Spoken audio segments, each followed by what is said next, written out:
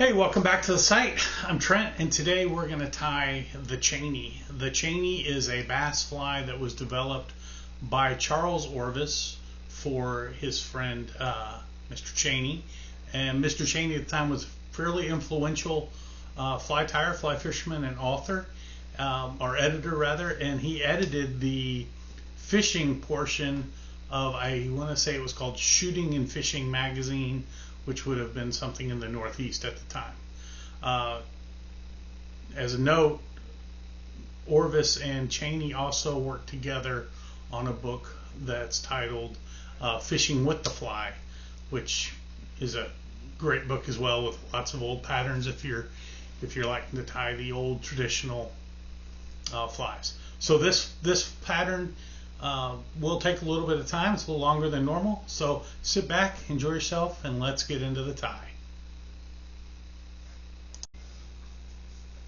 Alright, so we went ahead and put the hook in the vise. I'm sure this fly, that when Charles tied it, he probably tied it on a fairly large hook. I unfortunately don't have any really large hooks, so I'm just tying it on this one here. So I'm going to go ahead and start my thread, and I've just got some black GSP, and I'm just going to run this back. Let me clip off this tag end here, and I'm going to run this thread all the way back. I want to start the fly between the point and the gouge for the barb. So right about there. Alright, so the first thing we do is, I'm probably dressing this up a little more than Charles would have at the time. I'm going to put in my tag, but for my tag I'm actually using some medium silver twist. Couple reasons. One, I just really like the way it looks, and I think it'll give a nice addition to this fly.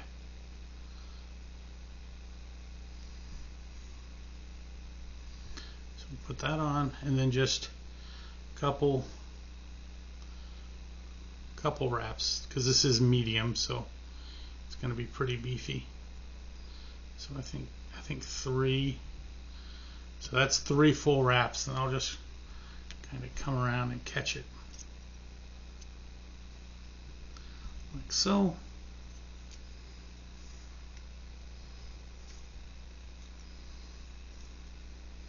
And what I'm going to do is I'm going to bring this down, and this is one of those bend back loop eyes. So I'm just going to, I'll show you.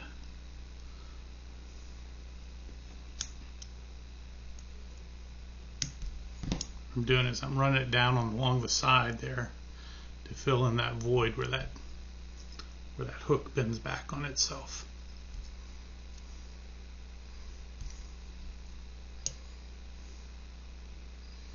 So here, just want to get all that mashed down real well. Build up the body a little bit too.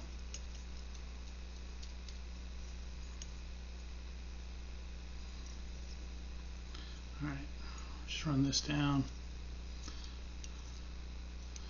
So the next thing we're doing is, the tail on this fly is or green goose shoulder and wood duck. And I've already trimmed up all my wood duck, but you'll see here in a second. So let me pull these apart, and from the picture, the wood duck appears to be on the bottom of the tie. So just got to marry up the slip ends a little bit, and we're just going to come in here and measure this off. I want to go just, a little beyond the bend of the hook there. So lash all that down nice and tight. 1, 2. Whoop, looks like I missed a piece. There we go. So we got that in, and then next is I've just taken 2 slips out of my orange, my green goose, and I'm just gonna, it's kind of laying on its side. I don't want that. I want it right on top.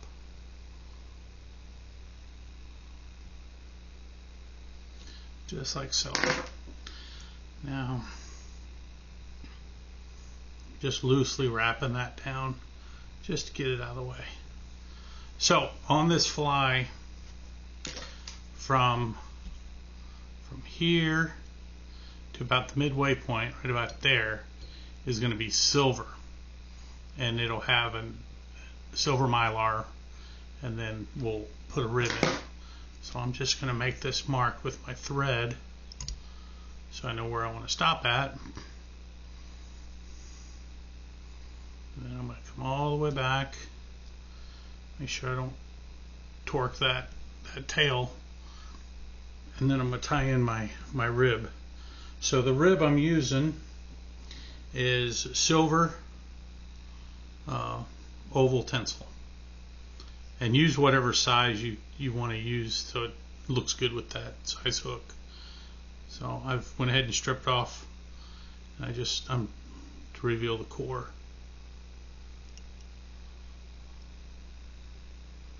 There we go. 1, 2 good wraps, that should hold it. And then just going to work the thread forward to here, and now I'm going to cut off a section, a length of this silver mylar.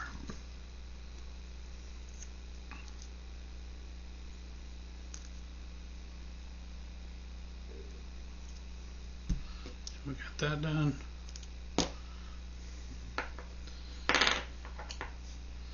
And the mylar, whenever you tie it in, let me go back and get that cordage wrapped up nice and tight back there. Just wanted to bind down the ribbon cord. Whatever color you want to show is the color you have touching the shank of the hook. So I want the silver to show, so I have silver touching the shank of the hook, and then I'm going to move my thread forward and out of the way. Now I'm just going to go back with touching wraps like so, and this hook and this size, this medium, is going to make quick work of this.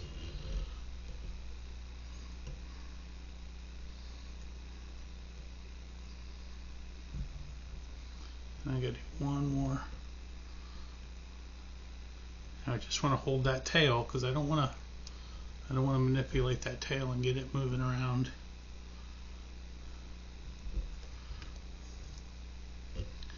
So I'm going over the top of the hook away from me, which is going to be important here in a minute when I do the wraps with the ribbing. And you know, when you're doing this, give yourself plenty of material so you have something to hold on to while you're doing the tie-in. You know, I watch people tie and they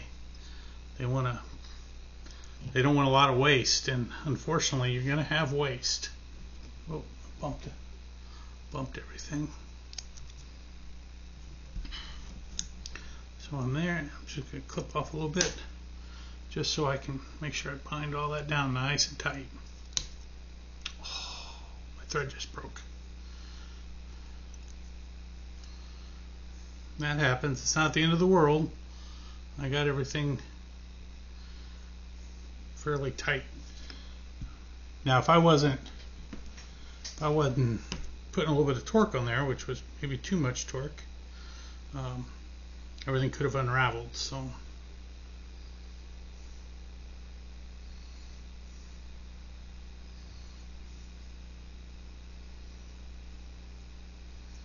we're just gonna get the thread started.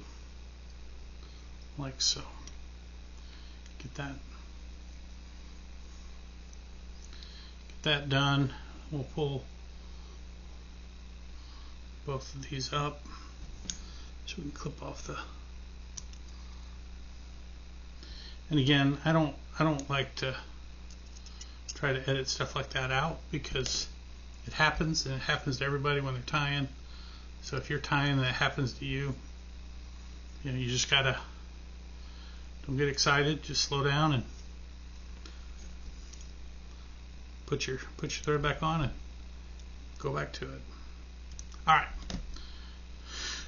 so like I said, I took the tinsel that way, so I want to come over the top and towards me when I rib this.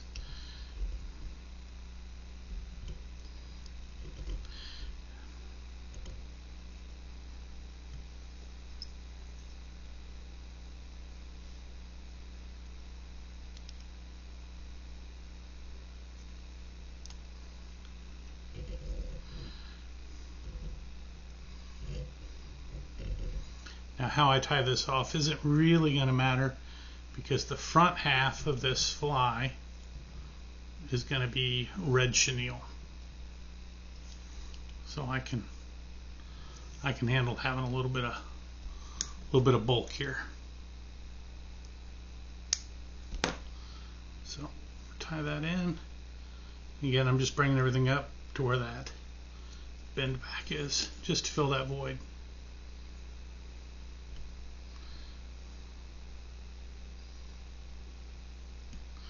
All right.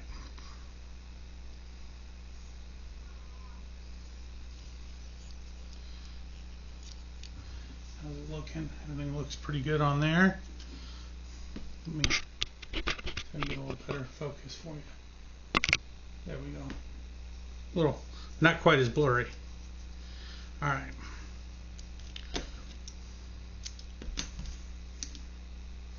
Next, just some red chenille. I think this is a medium. Again, take everything off till you get to the core.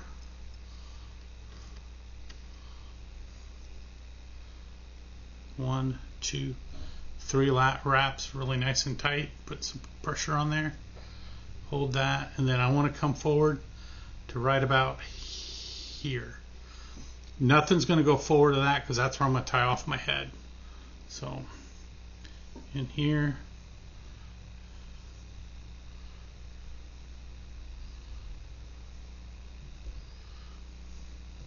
And these are just side-by-side touching wraps as I move forward.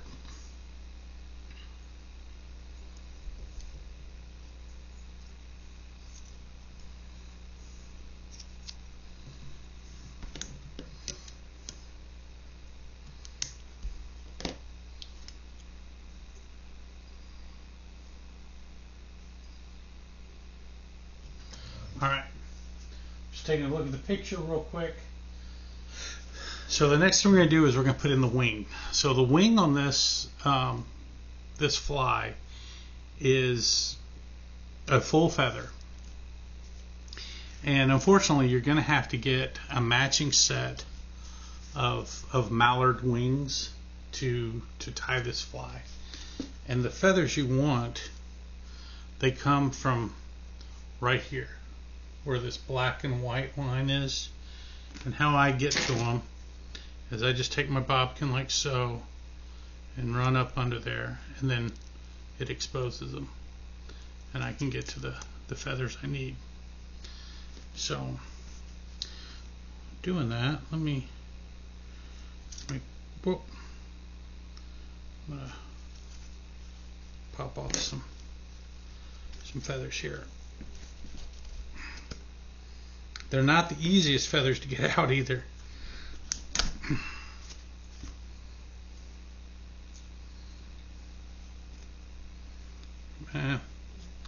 So once you get your feathers, you're going to get one from the right wing and one from the left wing.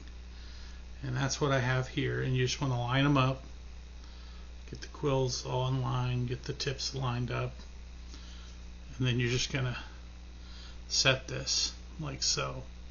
So you can tell I've got quite a bit of material to remove off these feathers, like so. So that looks pretty good. So now I've got some pretty decent sized quills. So I'm going to take, this is my pliers, they're just flat. There's no groove to them. There's flat. I use them for crushing barbs. What I'm going to do is I'm going to take these now and I'm going to crush that quill where I want to tie these in flat. Okay. And I'm not going to clip all that off, all that extra, because as I'm tying them, I might need that to help manipulate the fly. Hopefully it doesn't come to that. But here we are, and it's real important at this point. See how they keep wanting to cross on me? Don't let them cross. You want to keep the one on the right, the one on the left on the left. So we're just gonna come in here. I'm just going to use the eye of the hook to help me. So come in and give a couple good wraps.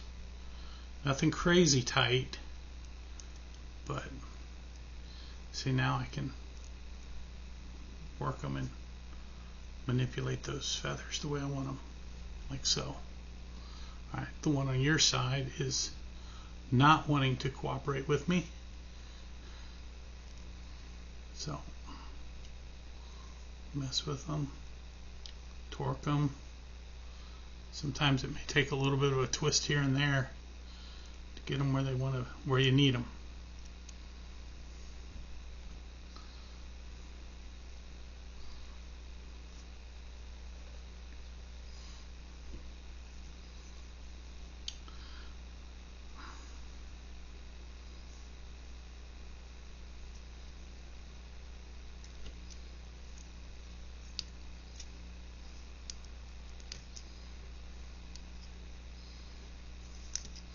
Back that off a little bit. I told you in the beginning this was going to be a long tie. This is going to take a little bit. And it's just, you know, it's good practice when you're tying to, you know, get used to, get to where you can set these wings on these full-size feather flies. It's a good practice to get into for tying. Kind of your evolution as a tyer.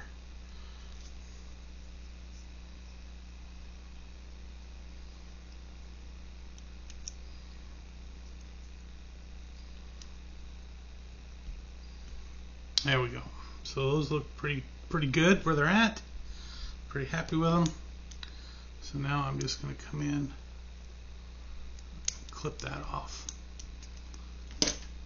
Take a little finer tip scissor, and I'm just going to hold them because I can still mess this up. There we go.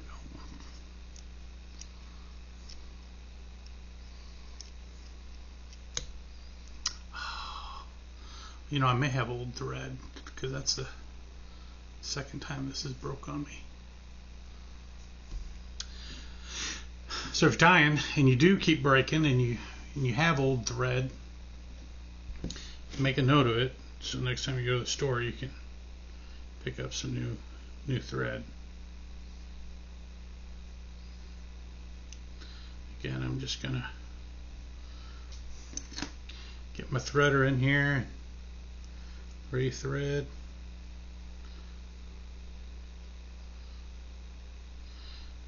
I tell you, this fly is one of the reasons why I really enjoy fly tying. Is this type of fly? These really old, these old patterns where everything, there was a lot of character. There was a lot to them.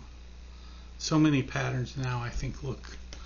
Well, they do look the same. It's just a small variance in a color or something. And, well, darn it, I clipped my own thread again. I couldn't do that if I had to. All right, clip high. There we go. As they're looking on your side.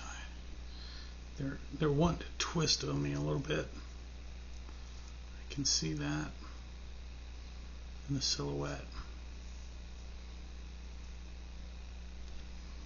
So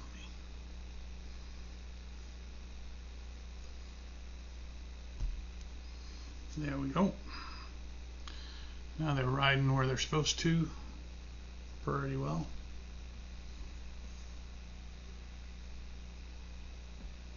Okay.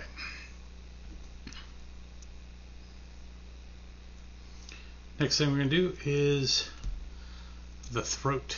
So the throat on this fly is just a yellow strung hackle. And I'm going to, based off the picture, it looks like it had a pretty substantial throat on it. So I'm going to probably put in a little more wraps than I usually would. So we're going to come up close to the wing where I mounted. Then I'll wrap forward toward the eye with the feather. So I'm just going to come up over the top. And this strung hackle I'm using at the down by the at the bottom of that feather. It's really webby material.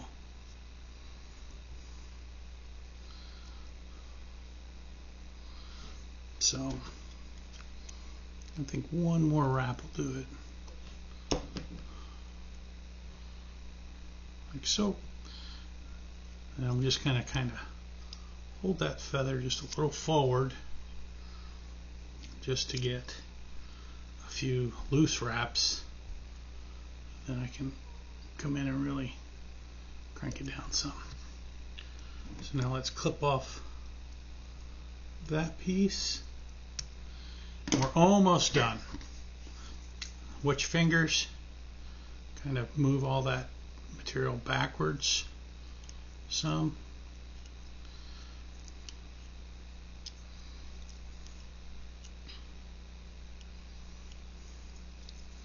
We want that to sweep back a little bit, so I'm actually going to wrap it back on top of it.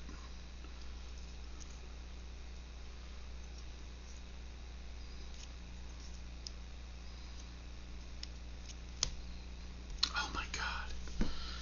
It broke again. Jeez. Let me just... Okay. I'm just going to use a darker thread. Just look for something I've got tied up. So I've got a brown here. And this is just a 6/0.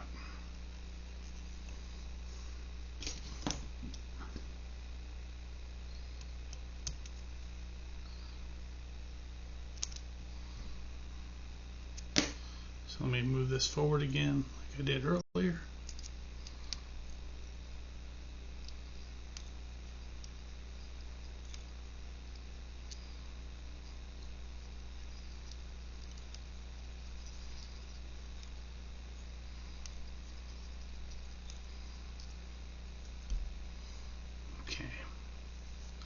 Here we go. And now the last thing we're going to do is I'm going to take just 2 peacock curls, and I'll be honest with you, I don't know when I got these, but actually I have peacock curl dyed green. It seems a little redundant, but I'm just going to tie these in all the way back where the throat would be, or the, and we just come up over the top, and I'm just going to make touching side by side wraps of this material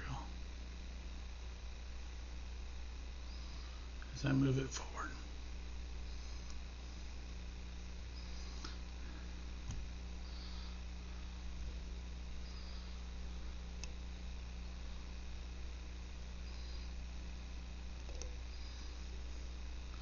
Just want to get a good coverage there.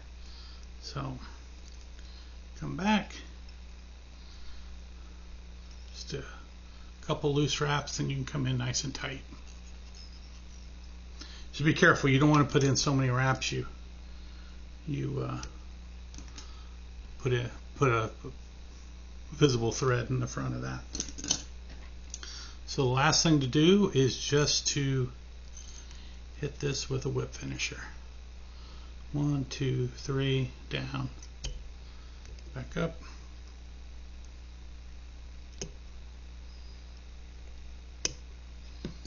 And there is the Cheney from Mary Orvis Marbury's book, the favorite flies in their history. Hope you liked it. If you did, great. I'm gonna leave this up. I'll put the full recipe up at the end of the video. And got a dad joke for you, because, well, I'm a dad. Did you hear about the restaurant on the moon? It's got great food, but no atmosphere. Anyway, I'll see you again around the vise. Thanks for watching.